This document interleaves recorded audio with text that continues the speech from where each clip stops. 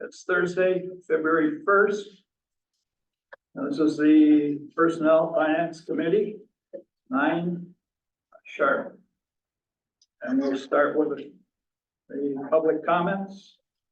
And we're looking for any public comments in the room. Hi, John Dable, 1923 Dable Street. I had to think about that for a second. Today, I just want to really thank Mike and Mark and also the deputies union.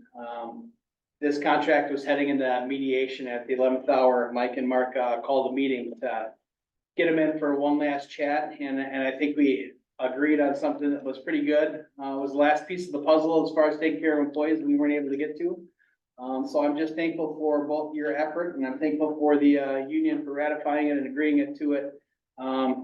This is, I'm really glad we got there with this. This is the last piece of really the employees in Winnebago County that we weren't able to do with everything that we had in the past. So I'm grateful for the work that you guys put into it. I'm grateful for the deputies union coming to the table multiple times, and especially that last meeting at the 11th hour before we went to mediation to get this done. So I just thought gratitude should be given all around, and I hope that this passes for enough and gets to the board. Thank you, John. Thank you. Any other comments here? Any in the room? Anybody wishing to make a comment? Anybody on Zoom? I heard somebody check in earlier. Right, there's Liz and Paul, so I think Supervisor Eisen might be on here. Oh, and Kieran just signed on. But there's no hands up for public comments. You say it's possibly Supervisor Eisen? You called in yesterday and we had an awful time getting, Yeah, so. give him a call, let him know if he's looking for comments, you better get him now. I don't know. I can email him. Do what you can.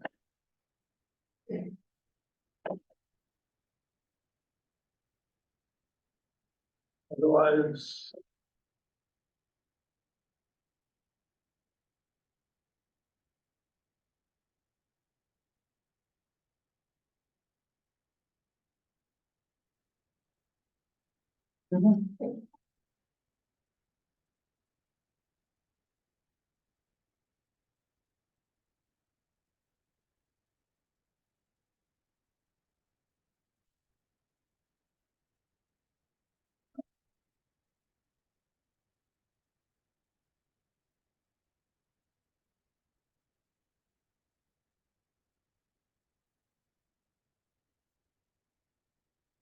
Trying his mobile right now.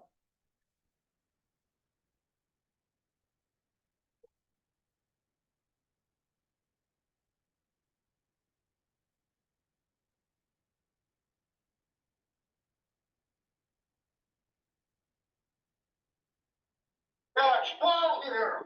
How come you don't let me unmute? You'll have to unmute yourself, Paul. Well, right. First of all, well, my computer won't unmute, but this is what I have to say. Thank you. Paul Eisen, 1807 Brighton Beach Road, Fox Crossing, Supervisor District 4. 2 months ago, the Personnel and Finance Committee sent a resolution back to the Judiciary and Public Service Committee for a $10,000 expense. Today, I am asking the Personnel and Finance Committee to send a resolution to the Judiciary and Public Safety Committee for a $2 million expense. I'm talking about item 2. Ratified tentative new collective bargaining agreement between Winnebago County and the Winnebago County Deputies Association. I recommend this be referred to the Public Safety Committee, which did not approve the agreement, which did not even see the agreement. My question to you is, how do you expect to approve money for a policy not yet approved by the Committee of Jurisdiction? Thank you for the extra effort to get me an opportunity for my 2 minutes. Thank you. Thank you, Paul. Okay, so we've heard from Paul. All right, did you get all of that? Okay. He wants to take the item 2 and move that to public safety.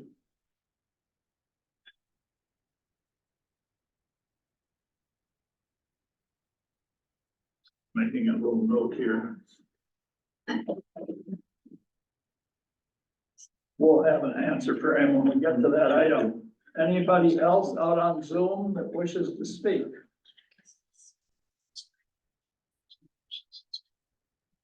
Anybody else wish to speak on Zoom? No. Since nobody else wishes to speak, we will move on to item C. And Don, would you do the honors here for item C? I move to adopt the agenda. All agreed? So we got a I, second. Okay. Okay, we all agree on the agenda, then let's get to the minutes. David? I move to approve. Move to approve. Second. Second? Dave seconded. I can't hear the second. Somebody has, I'll second it. thank you, Don. Okay, vote, I will be abstaining from this. okay, Aye. aye, that's 4, 0, and 1.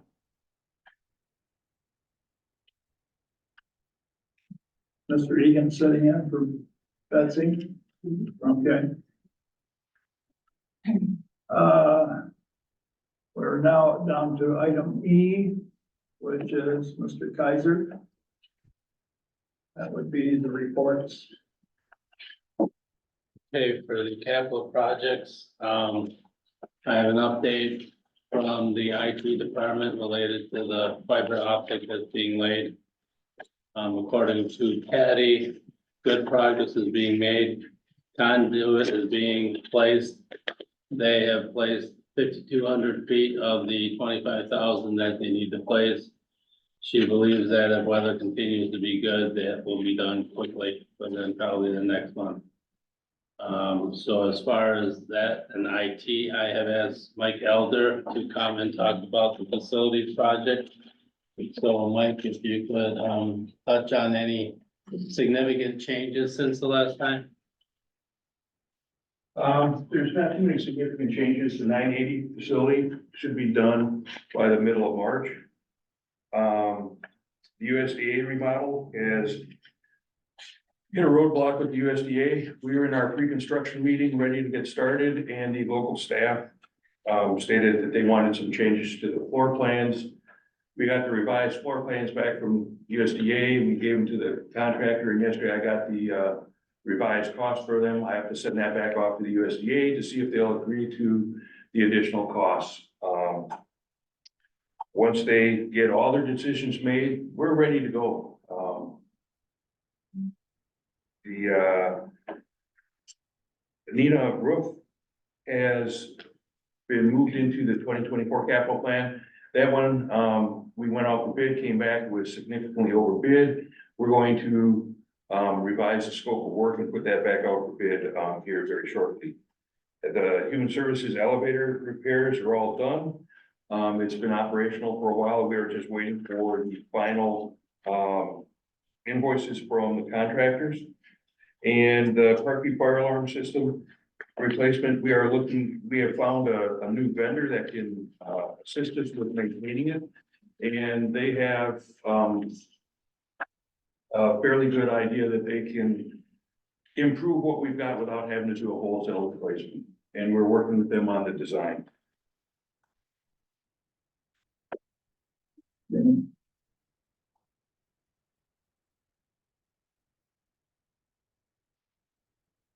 Is that just stringing wire, or is that replacing the, If we have to replace it, we have to replace all the devices in the building. is that gonna be with stringing wire? No, we can the only thing we could save is the wire. It would be the brains and then the wall units and the annunciators, that would all have to be replaced. The only thing that could be salvaged, even if we have to replace it, would be the wires. It's just, it's the physical elements and not the wiring. Right.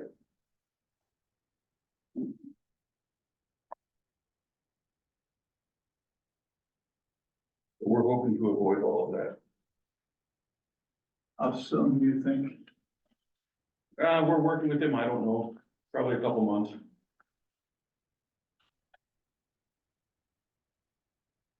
I had a question. Oh, wait a minute.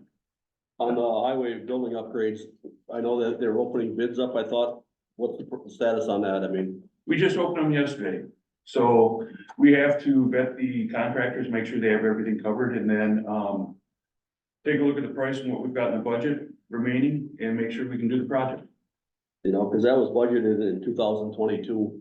I mean, we need to get that taken care of as soon as possible. I mean, there's no reason why people should be working in a building like that. Know you say the air quality is fine, but if that was the personal home, they would evict you. You know, if I had a rental like that, I would not be allowed to rent that house out. The city would basically make me out like I was a bad landlord, and it would sit empty until it was repaired. You know, we have to get that done in a timely manner, so hopefully we can move this We're quickly. moving forward as fast as we can. Well, I wouldn't think as fast as we can. We approved the money in May of 2022. I mean, this is basically 2024. I would think that we could move anything in 2 years is not a fast pace. In any economy. Correct. But we are still working with the carryover effects of COVID, and everybody has got the same labor problems that we do. Well, the day-by-day warming shelter, the tiny houses, none of them had the same problem. They're built, they took like 9 months and they were done. And they're not Our 980 housing is still sitting there with no siding on, no shingles on, no windows in. And they built 32 tiny houses and we're only building 3. So they must have the same issues that we're having. Unless it's the bidding process or whatever, we move at a snail's pace. they don't have to work in the public sector. And you don't know what all went on before they actually built them to get them to the point where they had them built and they could put them in place. Those buildings were actually built off-site and moved there. Well, maybe that's what we should have done. We looked at that. I mean, you look at that's $1 million project for 3 buildings, that's $333,000 for a 548 square foot house. Correct. And it looks like a trailer, so, I mean, we might as well just bought 3 trailers and haul them in. And it would have cost that much or more, Yeah. because we were lucky getting the trailer that we got, because we got 2 bids for the trailers at that time. We got one for $48,000 and the next one was $125,000. And that was just for the trailer. So we would have exceeded what we had spent on the trailer that we put there by probably 30%. You know, a fiber contractor on Sawyer Street built a 3-bedroom house with a 1-car attached garage, bought the lot for $210,000. Apparently, what we do, we're basically getting taken advantage of, and we maybe need to reevaluate the system. We look at that all the time. Tom? I just had the question, and I think it's been somewhat answered. I thought the houses, the 980s were going to be done in February. Yes, we're having some issues with the contractor. Thank you. Can we invite you back to our maybe next meeting to give us an update again? Sure. Okay, I just want to be sure that we're still on speaking terms. Okay. Okay. All right. All right, You want to continue, sir? Sure. I did ask the other department heads if there was any significant changes to their projects to come. Adam was on vacation, indicated there was no significant things that they did since the last update. And Bob, pretty much the same thing for highway. So I am asking them to come to, I wanted to do at least a quarterly update where the department heads in charge of the projects came in case there was questions that I did not know the details of, as in my case. So if you want, I don't want to do a monthly because that's a little overkill for them, but that's gonna be, I guess, the committee's choice. You know, how often. So, I want some significant updates so that we know where things are going and Well, that's whether up we to do you. it quarterly or not. It's up to you if you want to call them back, you know, and it's the same thing with Mike Elder. You know, if you have major updates that you want to come and let us know at the next meeting, fine. If you don't have anything updated and Right, Paul wants you back, that's another issue, so, okay? Okay. Yeah, I have one more question for Paul. go ahead. You know, like the cafeteria, we approved the money for the engineering study. We took the cafeteria out of the capital improvement project for the next 5 years. So are we gonna leave that money sit on this paper for the next 5 years, or do we take that money back? And the Bartlett Planetarium, they told us on Monday, we had our meeting, that they don't have the money to put the camera system in. So they're really not gonna move that forward either. So then that's gonna have to, most likely, since I cannot take the money out, that's gonna have to be a resolution for the board to take that money back out of capital projects, put it back down, sent down a fund. That's not something that I can do as a finance director. I can put together a resolution, or you can put together a resolution to do that, but I can't just move the money without approval. right, well, I just think maybe we should go through this sometime and see if we can't clean it up, because I know those two projects aren't moving forward. And the engineering study, I think, is like 360,000. And the planetarium is 167. It's only half our money, because half of it is all the gaming. But I mean, we're gonna carry that for 5 years. We'll be looking at that on this piece of paper. Right. And. Is that what we wanna do? I don't know. I just would Well, think yeah. that if the projects get pushed back out of the capital improvements, somehow we basically reallocate that money somewhere else. Right, and what I did not do is you cannot, what you're not seeing on here are the projects that have been approved for 2024. Because I'm not assigning project numbers to them until they start. That's a good idea. So, even though I'm getting some flack from certain department heads of they want to be able to start them. My feeling is doing what they want to do isn't a significant enough start that I wanna open the project up. Is that a design and engineering start, or is that a physical start to the project? Well, design and engineering is still right now a part of a project, so that would be if you have somebody doing the design, we would start that project to make a down payment for that. If it's a project, that means we have a bid, we have work going to be starting. You know, then we do that design, and that's why I want to switch things, hopefully for next year, of using professional services more than having design as part of the capital project, because I want to get the design out quicker, have a good drawing, have a good plan that we do go get a quote on, and then that becomes the capital project where design and architectural fees, unless it's a major investment, say over $50,000, is more of a professional service. But that's something I have to get through talk to the board on next year's budget. I butted into your question. Go ahead, I'm sorry. So the Barlow thing, was that something that just came up? Cause 2 weeks ago, I talked to a lady in charge over there, and she said they're still planning on doing it. Their fundraising is just bogged down. We So, just had a did they meeting Monday, cancel and they told us that they didn't believe they could raise the $2 million, so. Cause I pushed them to get the projects done in 24 that we budgeted, and they said they don't believe they'll have the money in 24. And that, the actual camera system that it's in there right now is operating on a day-by-day basis. They had to cancel shows because they couldn't get it working, and it's a 1990 model. There's no parts available. But they're still planning on doing it, correct? Or not? If they can raise $2 million, but Chancellor Levitt said that they didn't have $2 million to give them, and the foundation doesn't have $2 million. So if they could raise $2 million, they would do it tomorrow. But unless they find a way to get $2 million, it's not gonna happen. So, you know, if they're still trying and it's still a possibility, why would we take it off? Well, we can leave that on there, but the engineering study for the cafeteria Okay, is, that, we took it out of our capital improvement plan for the next 5 years. It's not in our capital improvement plan, so that is basically. my question was for Barlow.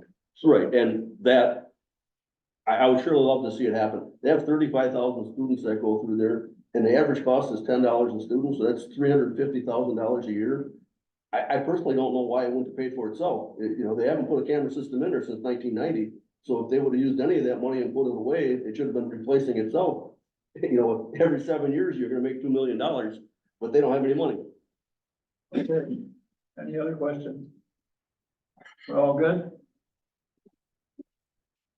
Paul? Okay, the next item is the fund policy that's on there. I did have a chance to sit down with the county executive and director of administration. And in the red are some of the changes that came about from that. So the only real change from page 3 is the first change. The other pages were more of a definition and purpose of the fund policy.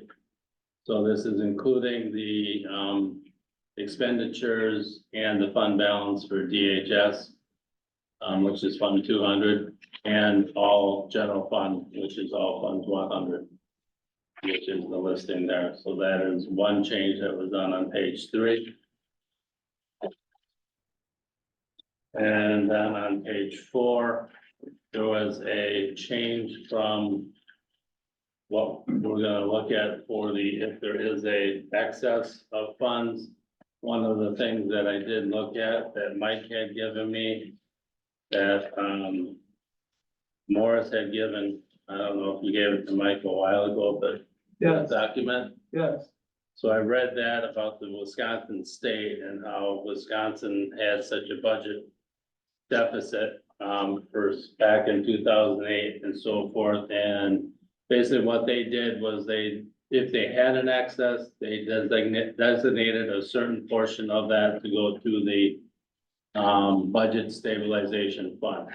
So it was not creating it, but if you had excess, then certain portion had to go to this, so you had it from year to year to make up for the deficits instead of going up and down with tax levy. So I added that as number 3, and then basically changed and put in the event of a deficiency, then we have to come up with a plan during the next budget process, which will be then proposed to the board at that time. That'll be a change in the policy then overall. That's right. Well, this is a change in the policy overall. Well, this is a change, but then to change it again at the next budget. Well, no, this is saying that if we have a deficiency, we have to let you, the board, know how we're going to address that deficiency Okay. with a plan for that budget year and for future budget year. That's all it's saying. It's just holding us, that we're gonna do something, not just continue with deficiency after deficiency year after year. Okay, Okay, so, then on page 5, it talks more about internal service funds. And I had, percentages and so forth, but after discussions with the director of administration, internal service funds get a little hokey with when we are taking money from employees as part of a premium for that. And being able to move it from one fund to another fund is not really, it's a no-no. So I took out that verbiage and I put in the review of the internal service fund should include but not limited to the 5 items I have listed there. And then I included article that I had gone out and looked up that basically there's a 12-page article, which I don't want to put the whole thing in there, related to internal service funds and why you have them and the advantages and disadvantages. And I just put based on workers' comp fund, which we do have an internal service fund for that. and then a state liability self-insurance fund, which is basically health and then dental insurance for internal service funds. So this is kind of the breakdown I put in the policy on page 8 and 9, where it shows past and current and future claims, claims handling and controlled services, operating costs, personnel costs, and so forth. So it's looking at what all our costs are, past, present, and current, and looking at mins and maxes and coming up with where are we and does it look healthy? So, I just want to show that as a Do reference. you have any kind of a percentage that you float as far as going to bonds and that sort of thing to show where we stand with regard to our bonding and the units or dollars that we're using to offset that and show our credibility? Well, that's what the policy is for, which is the first part of this, which is the general service fund, which is what the unassigned general fund, and the general fund is what bonding looks at for your rating for your AA1 or your AAA1 or your AA2. So that's the first part of the policy, which is the 20 to 25%. So as long as we fall within that 20, as long as we hit our targets and or we have a plan of how to get back to the targets or what we're gonna do with the excess, the bonding basically looks at, I mean, we've had 60%. And we had 16 to 20 on our policy for years. We didn't get any credit for that. So you don't get credit for doing extra, you get credit for being bad. So we want to be within this 20 to 25%. Good. And just point out a typo, like Oh, sure. on page 5, Okay, in the first black sentence. It's wells. page 5. Where are we? Just line 2 says you want. Stay off yes. Oh, there, okay, thank you.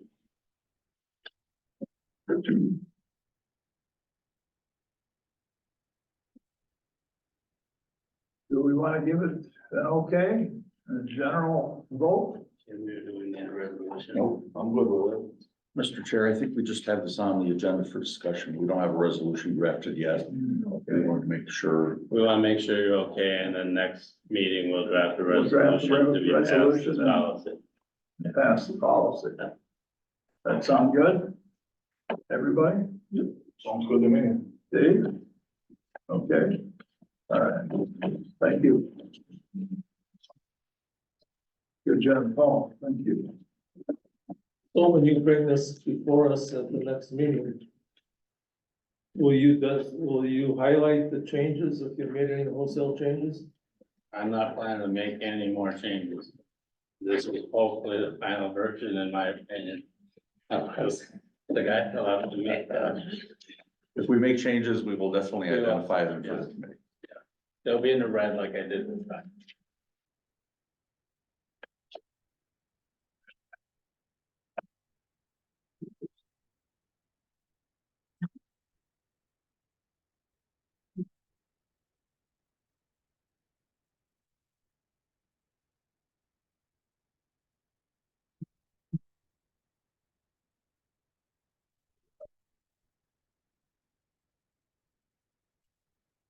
Down to the business items. Okay. Our next business item, deals with, Lindsay. Yes. And, an action item, for use of contingency funds. Don, would you, make the motion? Get it on the floor. And move to approve the use of contingency funds for the 5 sit and stand lifts for 26,400 for Part B. Second. That is a budget amendment we're looking at. You're just gonna explain it. Correct, yeah, so, first I'm just gonna explain what the sit to stand actually is, so. A sit to stand lift is something that we utilize to transfer residents, so It's considered more of an intermediate type of assist. They're not a full body lift. So the resident still has to be able to bear 50% of their weight in order to use this type of lift. We put this in place when they're no longer safe to be transferred with two people. So what happens is there's a sling that goes around the resident's back. It hooks into the arms, if you will, of the lift. The staff member can then raise the resident with a button that slowly lifts them up out of the chair.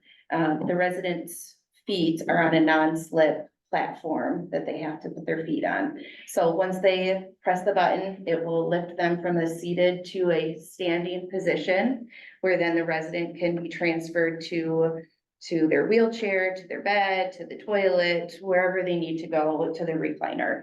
And then the staff member can then push the button again to slowly lower them into wherever it is that they need to go. So that's what a sit to stand lift is. We ordered 5 new lifts. We had facilities put them together. We got them on the floor and then realized that these lifts do not work within the building. We had a resident up in the lift going to the toilet, and the platform in which the feet are on was hitting the base of the toilet, not allowing the resident to sit properly on the toilet, which then creates a safety hazard. So we have to, well, I should say, they were gracious enough to allow us to return the lifts. They're going to be giving us a refund of $17,215. And then we need to order the more appropriate lifts, which is an additional cost of the $9,104, which is what we are requesting from the contingency fund today. They being SMT as the Is the lift provider, Yeah. correct? Yeah. Essentially, there's like a Hoyer lift, similar. A Hoyer lift would be a full body lift, so that's when a resident can't bear any weight. Okay. So they are truly just kind of Hey, in a pea pod, if you will, in the air, being transferred. These are just for the sit to stand lifts though. Any other questions? Okay. I'll do a quick vote. Aye. Aye. Aye. 5-0.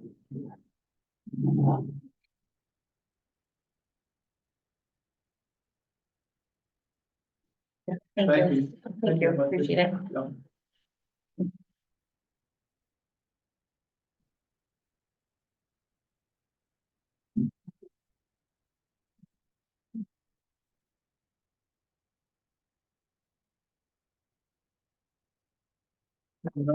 Item number 2 of the business items.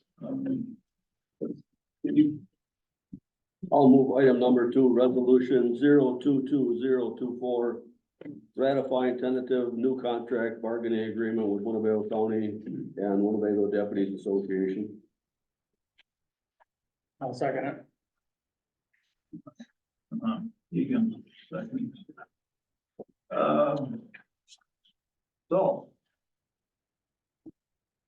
Mark, you want to start in on it? Absolutely. Thank you, Mr. Chairman. So as I described in the agenda item report, the agreement with the Deputies Association, they're the only represented group of employees that we currently have. The agreement that we had with them expired at the end of 2023.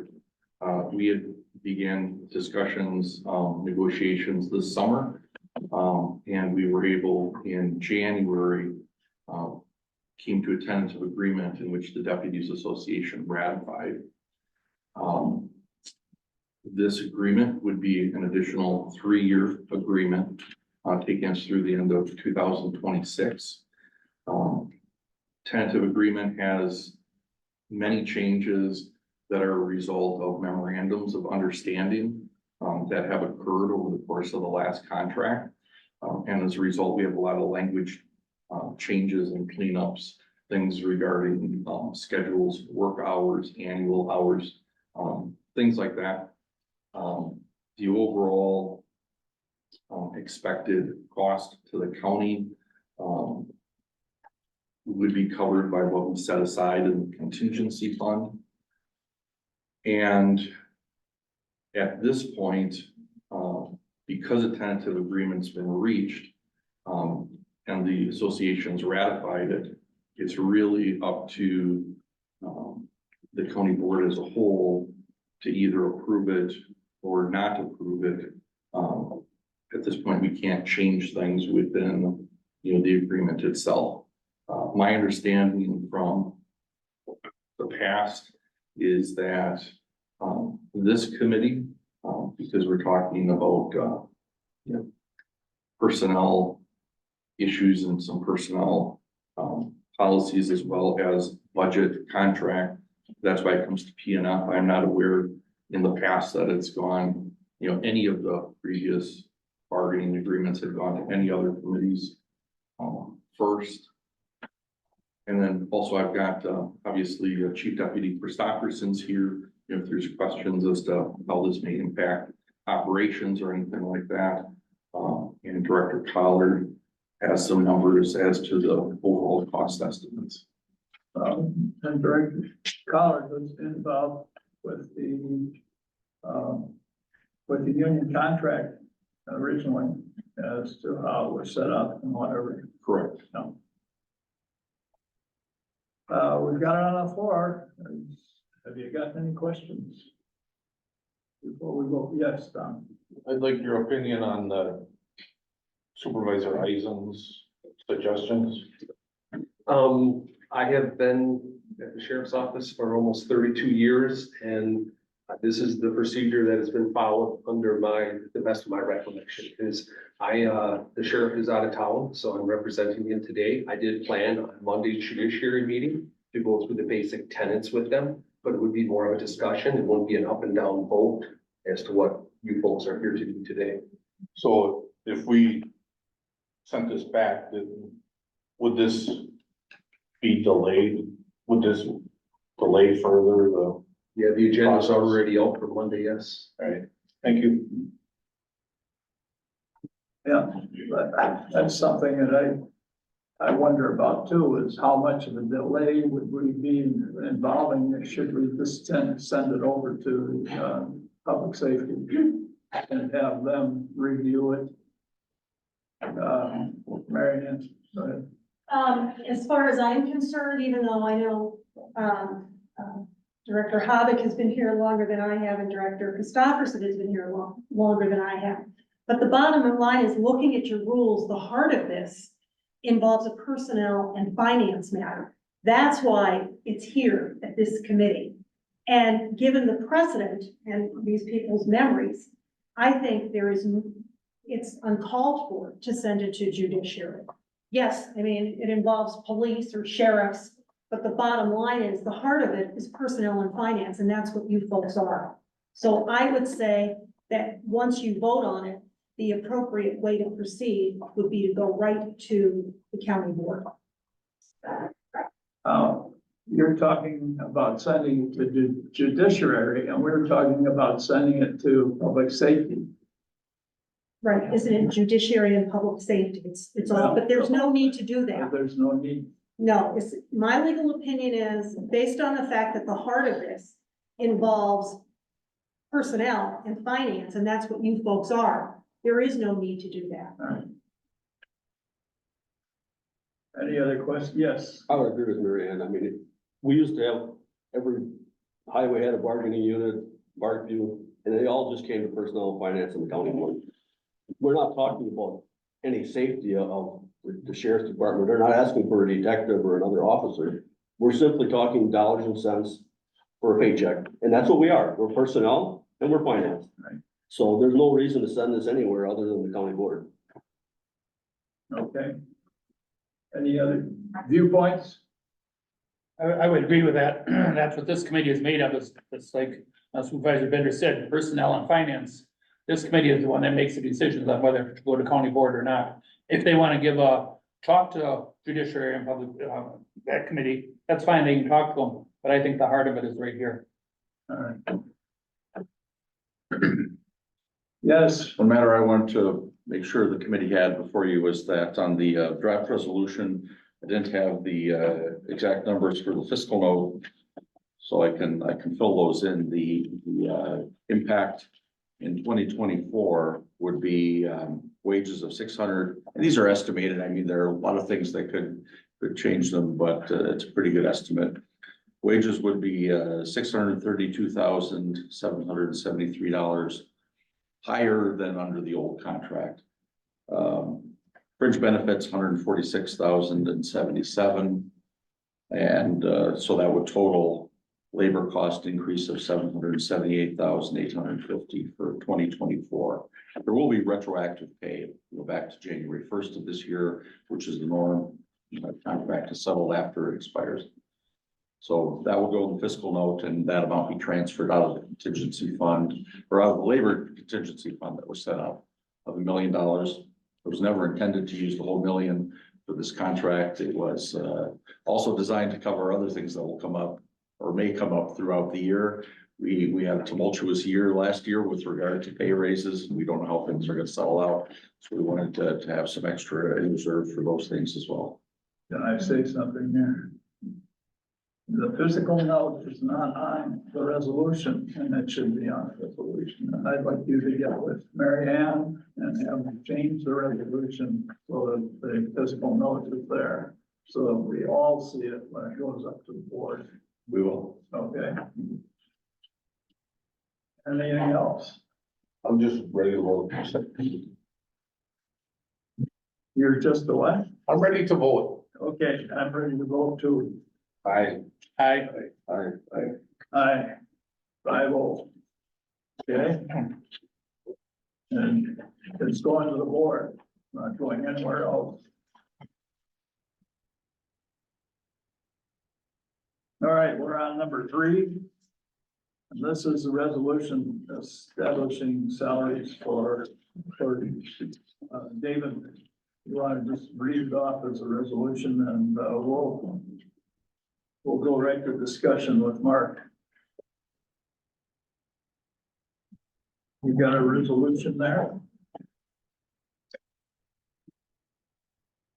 That would be item 3. Aaron. The resolution is here. Should be. Yeah. I'll just move resolution establishing salaries for the county clerk, register of deeds, and the county treasurer of Winnebago County.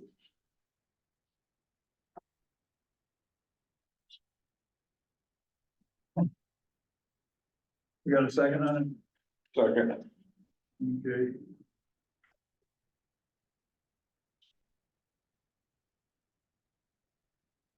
On this one, second on. Mark, you want to give us a little insight? Absolutely. Thank you, Mr. Chairman. Prior to every new term for elected officials, we're required by statute to establish salaries for those positions prior to nomination papers being taken out. That is needing to be done this year for county clerk, register of deeds, and county treasurer. What I did in preparing some numbers for your consideration is try to come up with, in essence, a starting point, whether the committee takes it as is, or if you have other thoughts, I can certainly crunch some numbers here for you.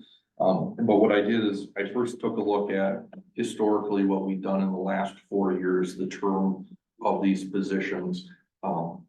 Because we can't change salary midterm, we have this one kick at the cat prior to the next election to set these. So for 2024, we adjusted the schedule for employees by 2%. In 2023, it was 3%. Again, it was 2% in 2022, and we had a 0% change in 2021. So a little bit of historical context of what we actually changed our schedule to for employees. over the course of the current term that's ending. Then I took a look at we just did our compensation schedule adjustments. Each of these positions has either a deputy or in the case of register of deeds, there's a supervisor. While the title isn't a deputy, it's the register of deeds second in command. I took a look at what adjustment we made to those positions as a result of the compensation study. Those positions had an adjustment of 4.58%. Now that 4.58% didn't necessarily go directly to the employee. It's what we changed, the pay grade for. Then I also looked at some different things, some CPIs, along with, we've taken a look in the past at similar sized counties to see where we fall in line with other counties. And our strategy's been, to stay in that mix. We're not necessarily looking to be the highest or the lowest, but in that same ballpark. So I pulled that information out. Now, these counties, we're all basically in the same boat with this new term coming up. We don't have numbers for these counties of what they're going to be paying in the next term. No one's made that decision yet. So the numbers here reflect current 2004 wages. One thing that does bring the average down a little bit is that Marathon County, they have had the last 4-year term, they did not increase the salaries for those positions at all. But I still included it because that's what they're paying currently. And then also, we've looked at in the past what the minimum salaries are for department heads, because the elected officials, although they're not a appointed department head under the county executive, from a practical standpoint, they fulfill that purpose. They are the department head, for that department. It just happens to be an elected position. And again, I wanted to provide some context because, in the past, these positions have been typically somewhere between the director of emergency management and, say, the airport director, those grades and those pay rates. But I provided a full breakdown of all departments.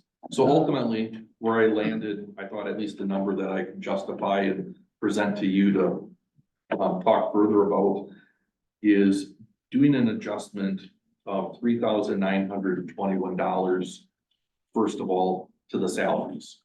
That represents that same 4.58% increase that the deputy positions had when we changed their pay grades.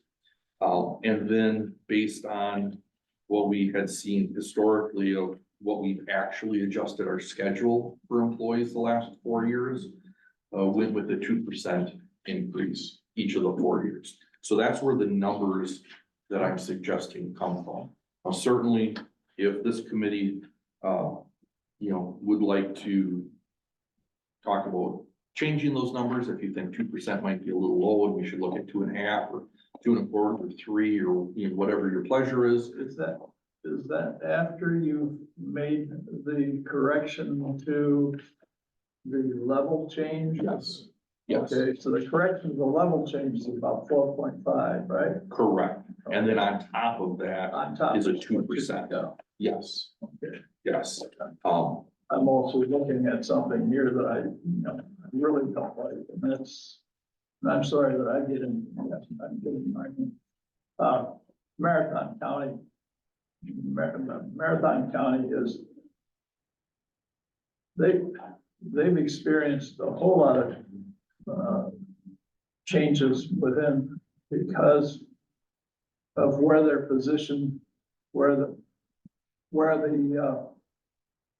the size and the amount of things like food, the CPI in the general county area is much lower than it really should be for, for reasons of travel and whatever else. But that seems very low, having lived in Price County for a while, okay, so I know what's going on up there, but I agree with you that, the shift in the grade, okay, should be much higher than it was for those positions. And we knew that at the time the compensation package was brought in. Okay, so whatever, wait for everybody else to change in here, sorry. Any other questions? Any questions? I just have a question, say like we knew our county clerk was going to, hopefully not, retire or not run again. So we got someone new coming up. Would you go ahead and say for a new person running, they would still get that 2% raise no matter, I know we always have, but I'm wondering why at times. It's, first of all, it's set by statute that requires us to set the salary for the term. So number one, it is for the term regardless if there's a change in personnel during that term. And the other thing is that because they're elected positions, you know, there's no opportunity to, we really have to look at it as the position, not the person. Because for instance, no matter how good of a job Julie does, we're locked into whatever we set the salary for. Likewise, if she were to retire and someone who doesn't do as good of a job, it doesn't, we can't impact the salary because of that, because it is elected. And that's part of the reason I think too, that we try to take into consideration some averages, stay in the ballpark of similar sized counties. You know, look at some internal things because we could have people fill the positions that are excellent and, you know, do it a long time. We could have other people that maybe grow into it because they're newer in it and it takes them a little time. But we have to set the salary for the full term.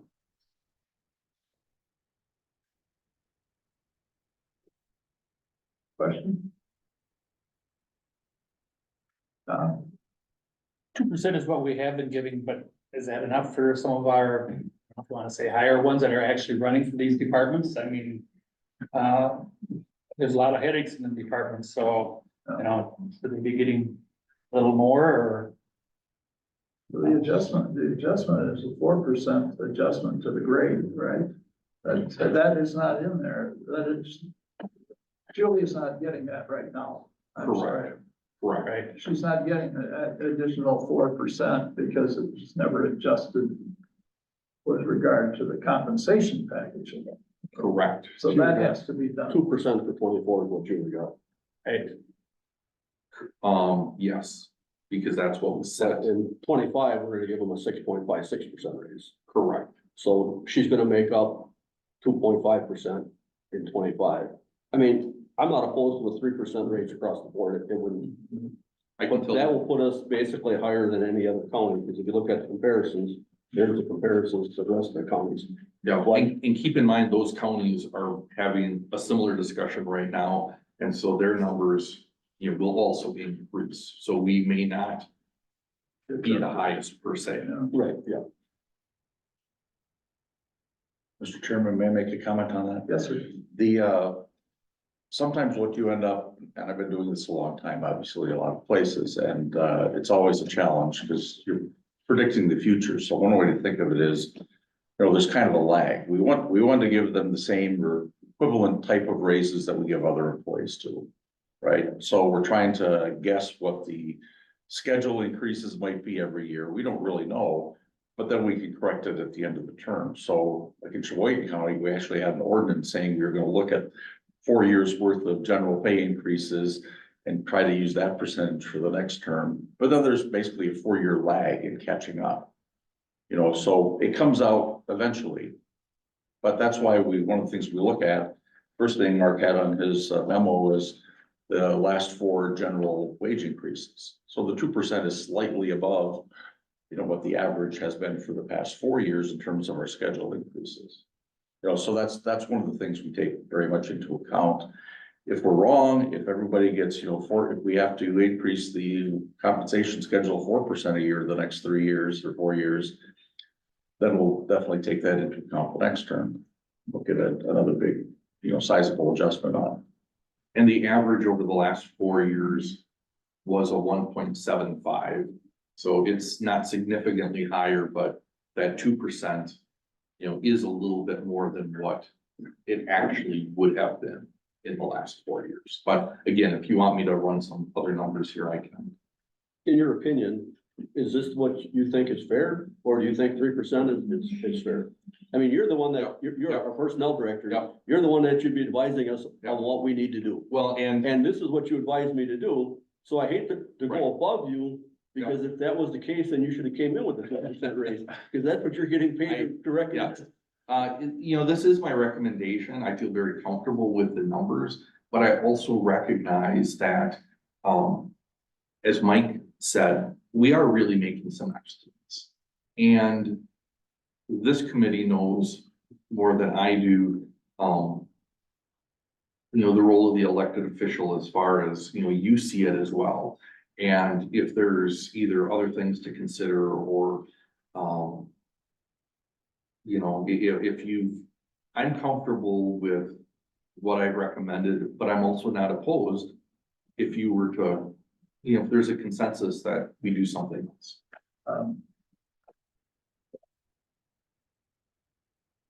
Before I got onto this committee, I watched how we dealt with Mark Harris's raise with regard to when we raised him, and I think that went all the way to 2.5% to give him a raise. I'm thinking that our inflation over the past 2 years has been horrible.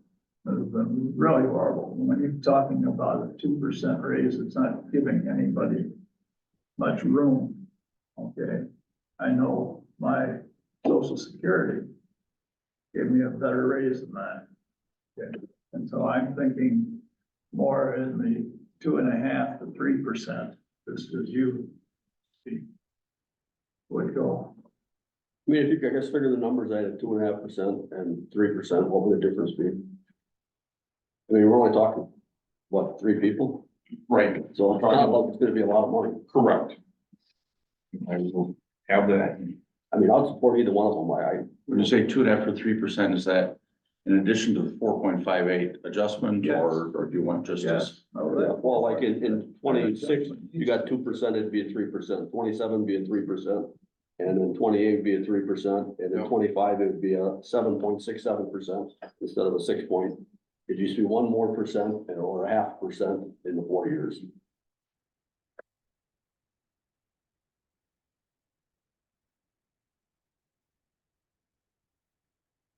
I mean, we did give our regular employees basically 4% raises the last 2 years.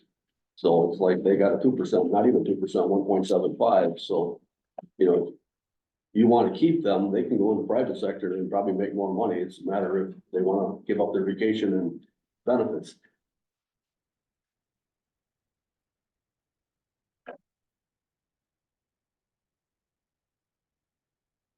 It's just gonna take me a second here with the fringe. The fringe is what takes a little bit to hopefully.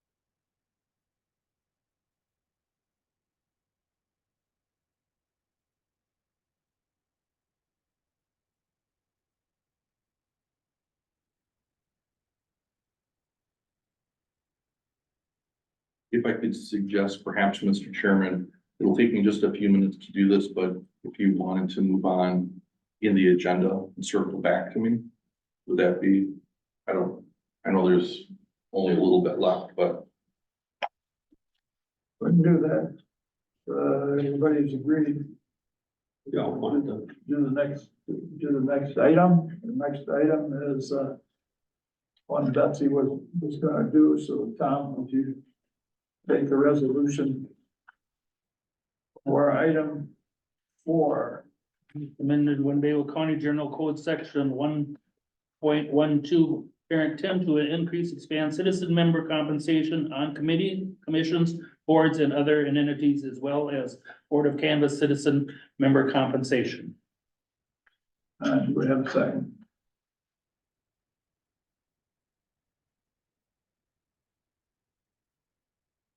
And do we have a second? Second. All right, David.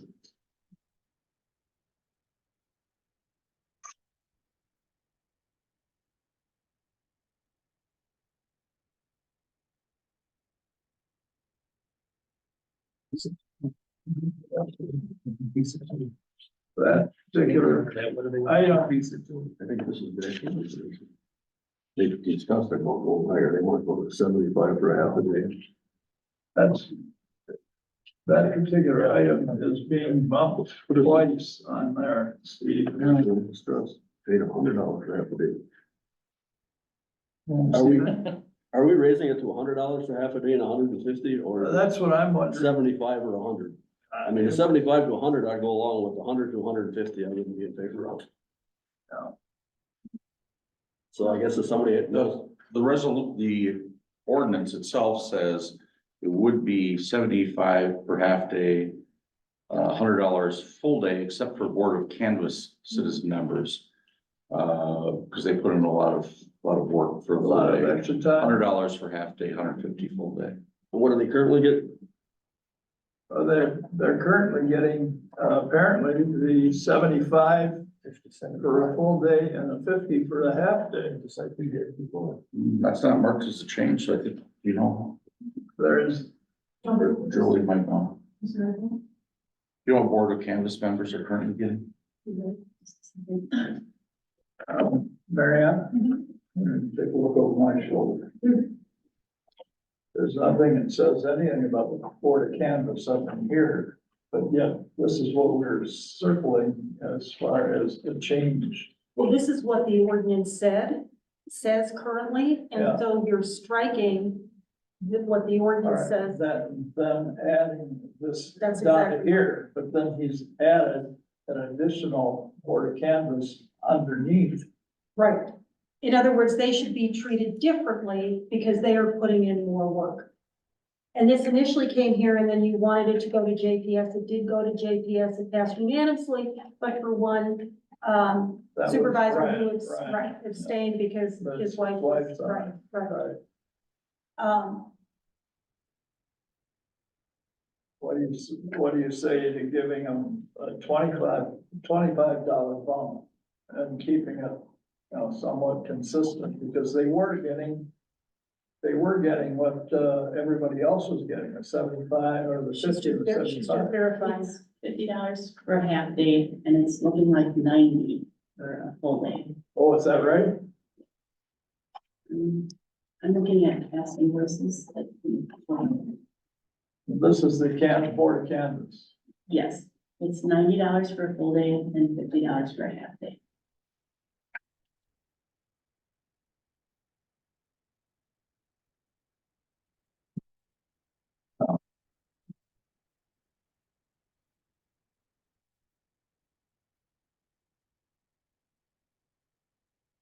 Looking at the code, I don't see where that is in the current code. I'd have to look at the code as well, but that's what we invoiced them. It's good that it's getting changed. Well,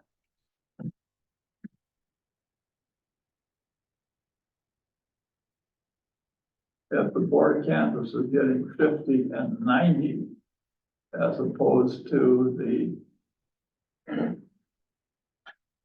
50 and 75, that the others were getting.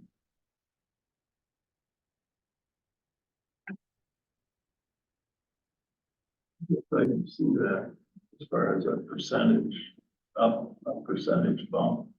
but maybe 140 or 100. If you added 25 like the rest of them would be getting, even at 125, they'd be getting a $35 raise on a full day. I mean, it's not a lot of money. You're only talking $15 an hour probably. That's all they're gonna make if they work 8 hours. You know, but if you wanna keep them somewhat consistent, you know, everybody else got a $25 bump. So I guess if you bump them by $25, that's consistency. All right. You wanna do it that way? I'm fine with that, or if you wanna pay them by the hour, if you wanna pay them $15 an hour, I'm fine with that too. Whatever, you know, would work. Yeah. I believe this item came originally from Supervisor Eisen. I don't know if he's still It did, on Zoom. it did, and I'm not gonna call him back on it. Okay, I was just I wondering know. where it came from. No, it's gone around, it's been in here once before. And one time where this started, I think corporate counsel can say is at one time, people thought these people should just donate their time. Yeah. Even when we were talking about, we were going to take a salary increase and all this and that and not have per diems. They thought that these people should go ahead and donate their time. So this is how this all got Getting started. rolled up and, you know, I mean, is it possible to pay them by the hour or not? oh, Awesome. Sure. let I me. mean, why would we pay them $15 an hour then? If they work 10 hours, they get $150. If they work 8 hours, you know, they get $120. Go ahead. Record keep annexing a nightmare. I mean, for what you're gaining. I suppose. Yeah, it's half day, full day. I mean, 2 hours, 3 hours, that's gonna put even more pressure on the. We'll keep track of it. Well, I'm trying to think of how the payroll system would handle it. If we're paying them hourly, we have to set them up in payroll and get an I-9 and get all the forms done. That would take, you know, an hour piece. I mean, because realistically, they're not doing it for the money. I mean, they could definitely make more than, you know, $10 an hour working anywhere. So but you won't wanna take advantage of them either. I mean, you want people to be compensated for their time, for their effort, you know, so I mean, but then I don't want the people that are on the other committees feeling left out because we gave them a $50 bump and we only gave them a $25 bump. Then it's like, well, why do you play favoritism? Because if you work a full day, you know, anything over 4 hours is a full day, well, then everybody should be the same. If you wanna pay them all the same, that would be my. How do you wanna amend it? I basically keep the half a day at 75 and the full day at 125, and that would be giving them, $35, $10 more than everybody else, but it would be easier to figure 125 and 75.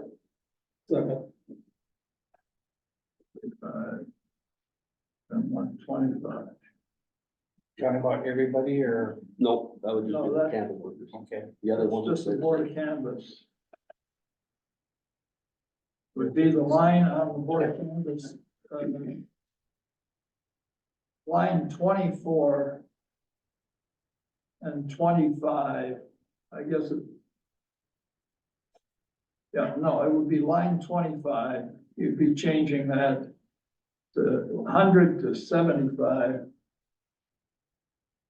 And 150 to 125. Okay, and that would be your amendment? That'd be my meeting.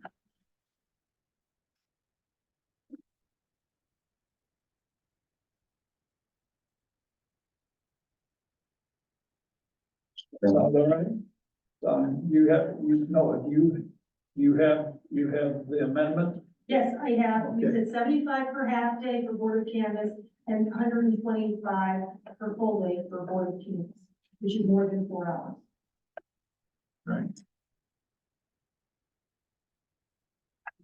Mr. Chairman, Yes. JPS approved it in the form that's before you without the proposed amendment.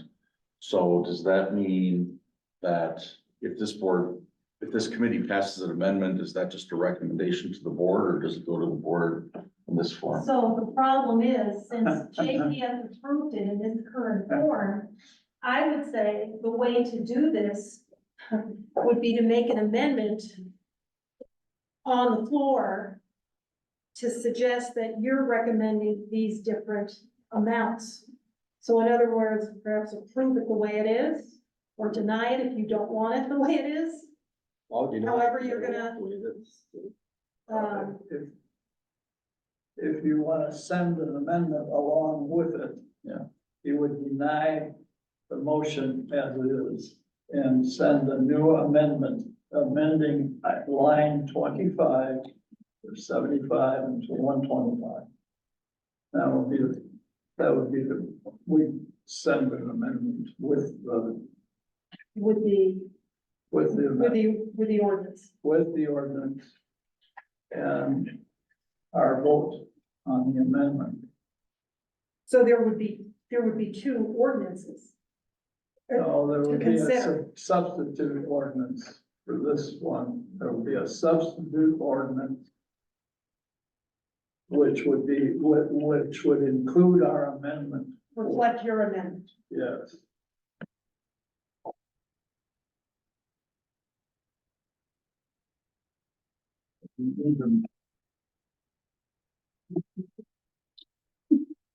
Chairman, Yes, sir. we got a question on that. Go ahead. Well, to me, just easier to, no, to vote this in and then change it at the board meeting. How do you want to do it?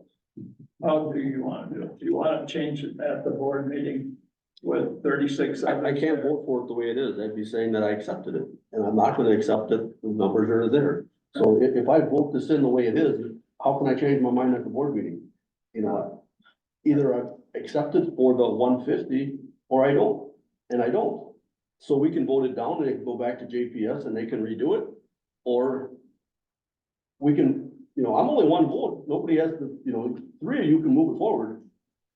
And But can I can't point vote for out, something I don't believe is right. if you vote one way today, if things change, then that could potentially change your vote. It does, but I don't believe that this is what I wanna vote for. So why would I vote for it? That's Just- why I'm saying it's a substitute. A substitute ordinance for the ordinance here. Okay, with the new numbers in it, okay, and then that is and we have to send our substitute back to JPS to get them to say, okay, and give us, or we can send it directly to the board and have them pull this and put ours in its place. I mean, how many canvas workers are there? Two? I'll vote for it. Keep it the same, Keep it the same? keep it the same. Okay, so you're withdrawing your amendment.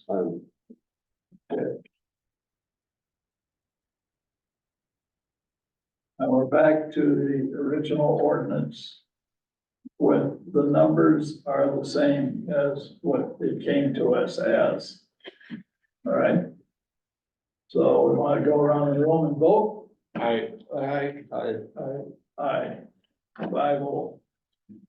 Sorry about that, folks.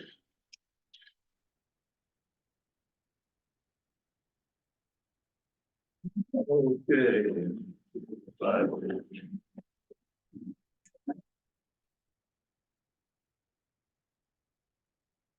So, Mr. Eisen, how lucky he was. Now we're back to number 3. How are you doing with your figuring? Good, I am ready to give you some numbers.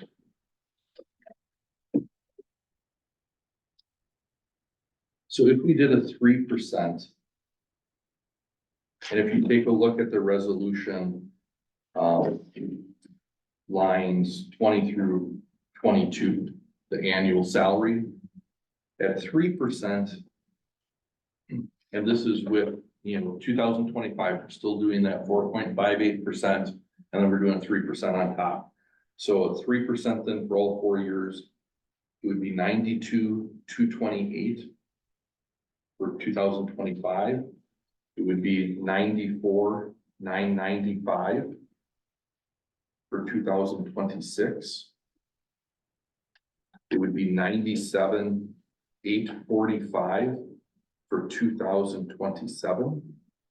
Hold on, Yep, 94, 225, 94,995.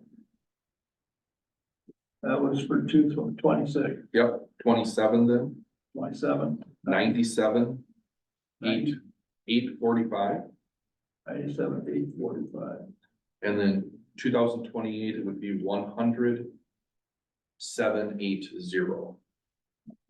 7, 8, 0. Um, How does that stack up when you take a look at the, now, when we take a look, and I'll just kind of compare the totals real quick, the so, comparisons both at the county level and at the director's level? director's level, you're still certainly within that area. You know, it's certainly not out of the line. You know, fringes would change a little bit, and if you wanted to go up to 3%, I mean, I would update, you know, the resolution to reflect. But if you just want the updates to line 38, just so you can see what the total would be with wages and fringes. For 2025, the total would be 22,836. 2026 would be 9,549. 2027 would be 9,870. Say again. Say- 9,870. And 2028 would be 10,146. 10,146.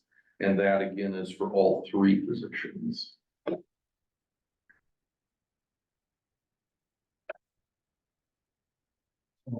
If you're interested in the 2.5, I can give you those. I calculated, it's about halfway in between.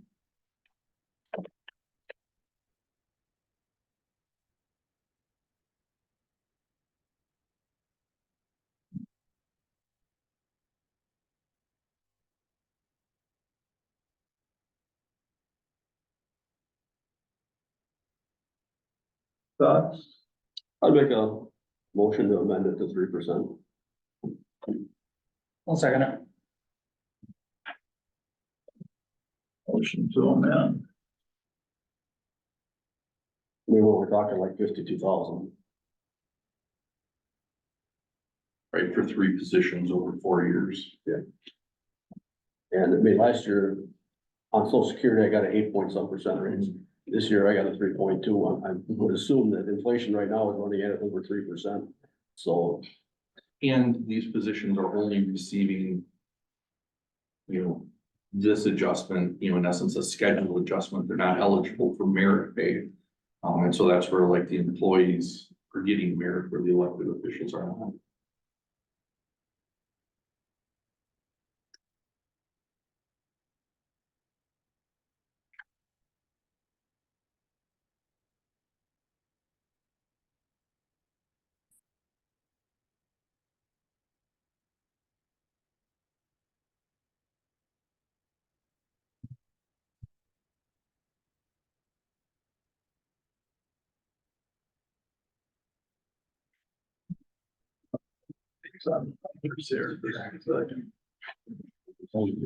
Yeah.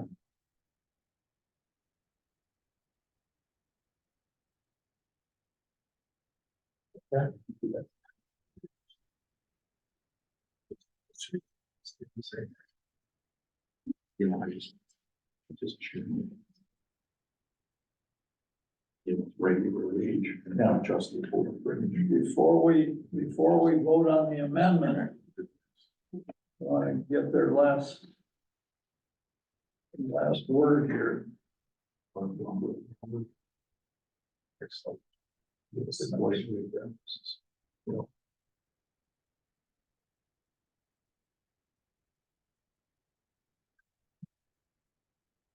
Are you good with the amendment? I'm just taking a look at the fringe numbers here. we got slightly different results for fringes. I don't think it's gonna make a difference to the committee if you want us to look through. We'll get the correct ones. Yeah. We're calling word, right? Yeah. Okay, this is on the amendment, and this is for 3%. I'm gonna start with you, Don. I, Aye, it's a 5-0 on that. For the amendment. Okay, we'll adjust the resolution for board reflecting those changes. Okay. All right, this is for the resolution now. I, 5-0 on the resolution.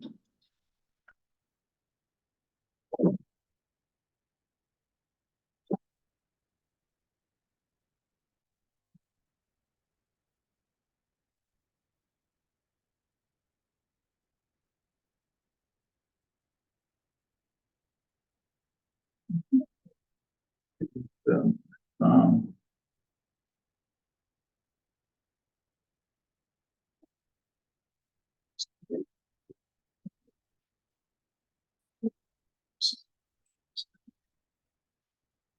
Okay, we're all ready to. Business item number 5, which is commendations, and that was gonna be a Betsy, and we're gonna let Tom do that.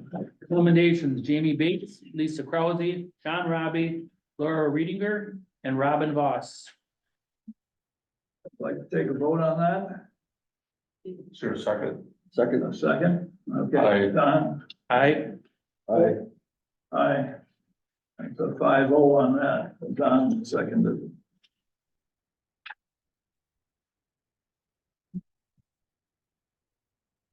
All right, next meeting date is gonna be March 7th for all of this. That's the first Thursday of the month. Okay, anybody opposed to that? No, we're all good. Dave, monitor.